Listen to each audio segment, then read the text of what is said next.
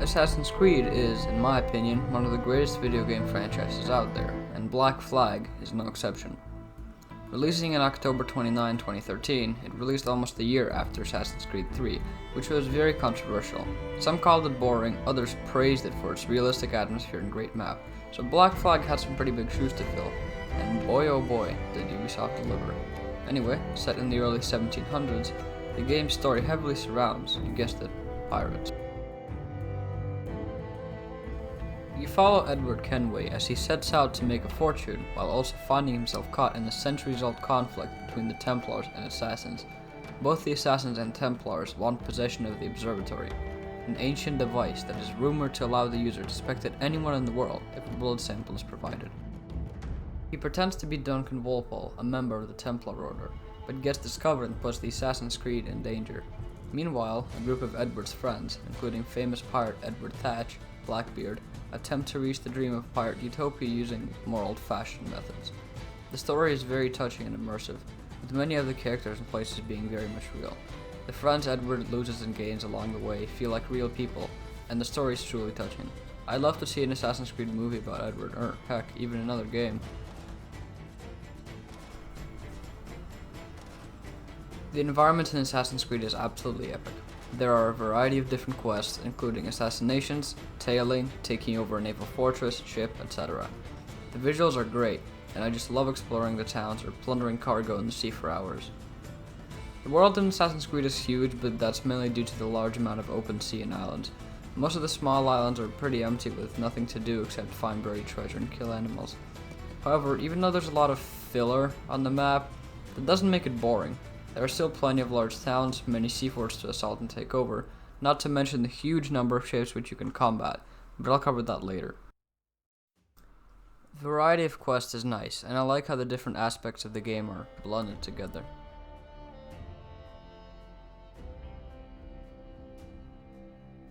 Most of the long distance travel is done by ship, which you pilot yourself. The sea travel and combat mechanics are similar to Assassin's Creed 3, but a bit more advanced. As you travel, you inevitably encounter other Spanish and English ships, which you can attack and board. The battle mechanic, while probably not being too realistic, is extremely fun. There's a fair selection of weapons that can be added and upgraded, and many different types and tiers of ships. When you win a battle, you can board a ship, kill the crew, and obtain the cargo. Eventually, your wanted level will rise, and enemy ships will be more alert around you. To lower your wanted level, you can bribe a local officer.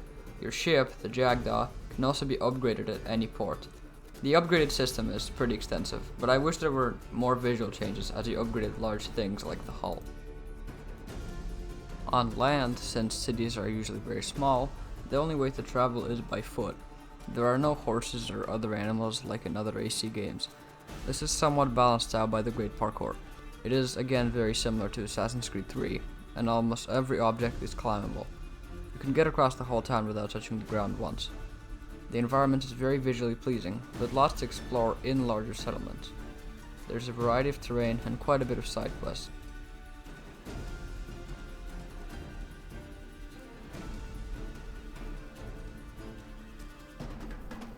The combat system is very similar to older AC games, with no major features added or removed except darts. They've been proven to be extremely useful for stealth combat. You can mow down a whole camp with them without anyone noticing. You still have the ability to air assassinate enemies as well as like 1,000 other ways to kill them. The non-stealth combat is still more or less hack and slash style. For most missions you can be as stealthy or not as you like. You can upgrade Edward's capabilities and visuals using a few different ways. You can craft visual upgrades by using the resources you get from killing animals. You can also upgrade weaponry by crafting it or going to a store. The game is topped off by a great instrumental soundtrack, not to mention the sea shanties.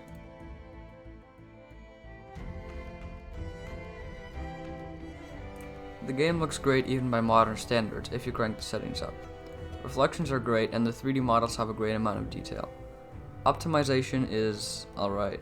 Definitely wasn't great by 2013 standards, with many people complaining about frequent drops and instability even on high-end hardware. This was somewhat fixed with updates, and nowadays most modern entry-level PCs should be able to run it, especially with the resolution drop down.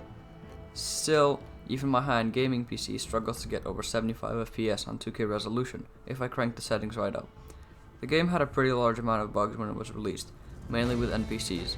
They were somewhat fixed with updates, and now the game is a moderately bug-free experience.